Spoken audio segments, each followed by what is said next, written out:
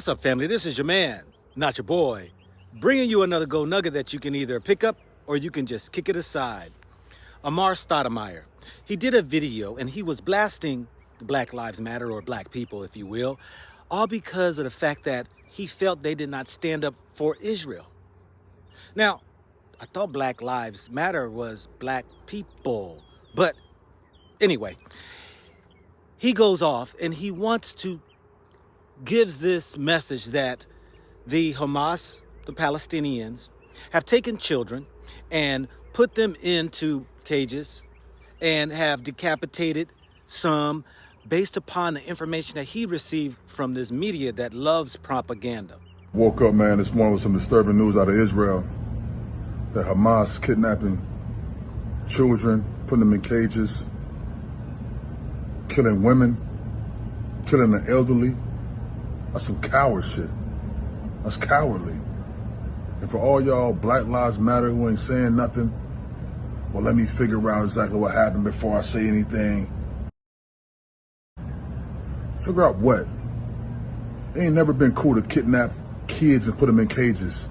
It ain't never been cool to kill women and elderly. Never been. No matter where you from, what you represent, what tribe you for, don't matter. There ain't never been no cool. There ain't never been nothing that nobody supported. And then you go and hide and put the kids in front of you as a barricade. That's some coward shit. All you politicians who always have something to say on the contrary, I see you. All you Black Lives Matter people who always have something to say and always supported everything else, and you quiet now. Only place in the world where I can go and study Torah and eat kosher food. Only place in the world. Some coward shit, dog, and all y'all support it. On my mama, we don't respect none of y'all for that. Peace. Sad to say, he makes the reference that these people are cowards, as though Israel has not done anything cowardly to his own people. Now, I'm here to provide some education, just to go down memory lane of what did the Jewish people do to black people. Now, I know some are saying, that's in the past, that's in the past. I'm glad you said that, because why is the world supporting Israel by pumping in millions and billions of dollars as though that they are these wounded ducks who people should have sympathy for because of a Holocaust? Lasted 3 years instead of 500 years and longer when you include the Sahara slave trade by the Arabs, that many people want to overlook and yet make it seem that we should be or get over it and move on. But Stoudemire, let me educate you on some of these notable Jewish people who were involved in the slave trade. You know, there was Isaac Levy and Jacob Franks, two Jewish businessmen from New York, or they moved to New York from during the immigrations, who were involved in the slave trade during the late 17th and 18th century. You have Joseph Salvador, a Jewish slave trader from Bordeaux, France, during the 18th century.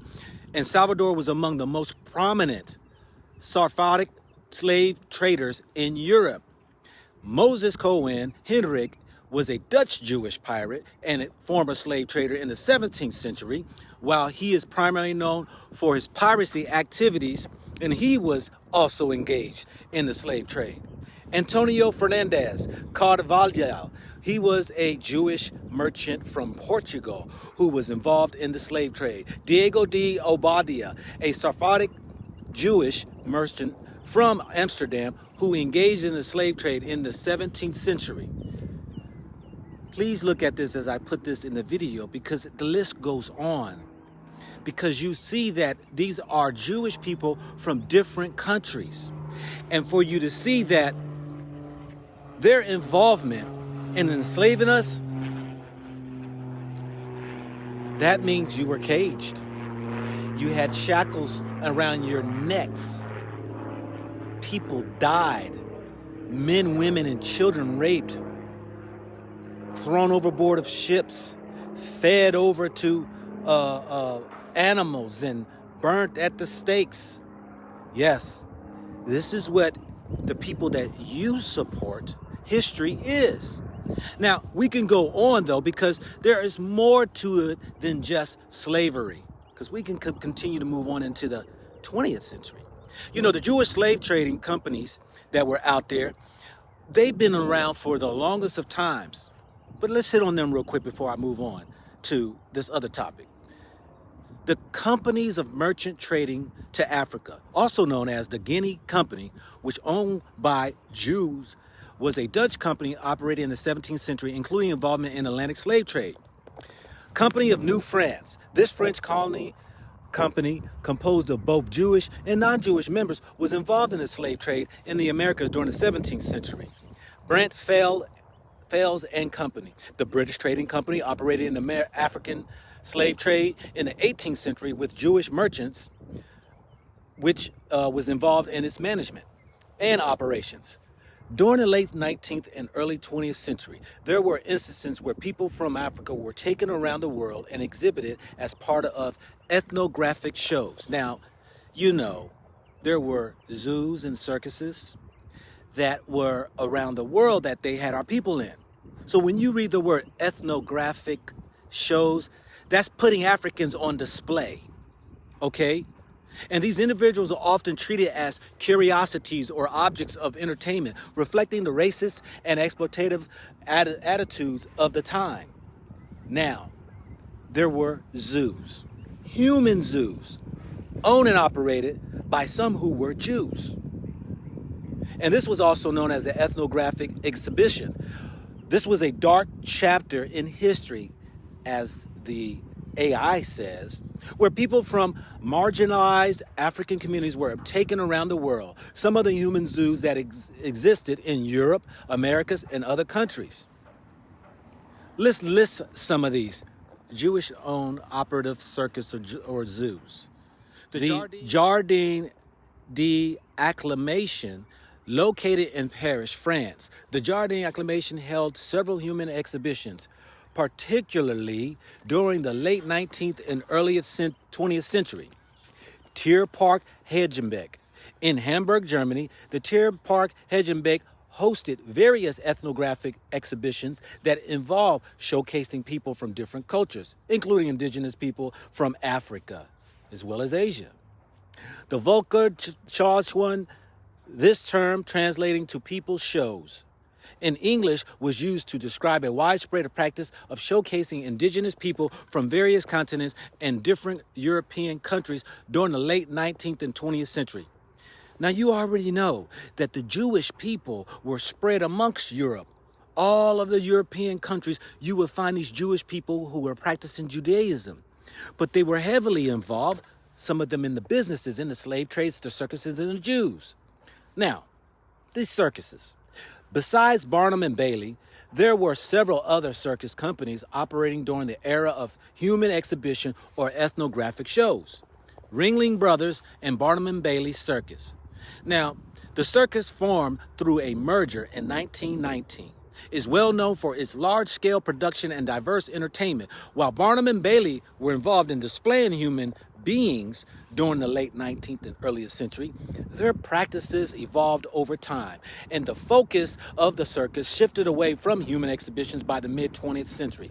Yes, Amar Stoudemire, your people, by those you support, has a history of putting people in zoos, in cages, in shackles.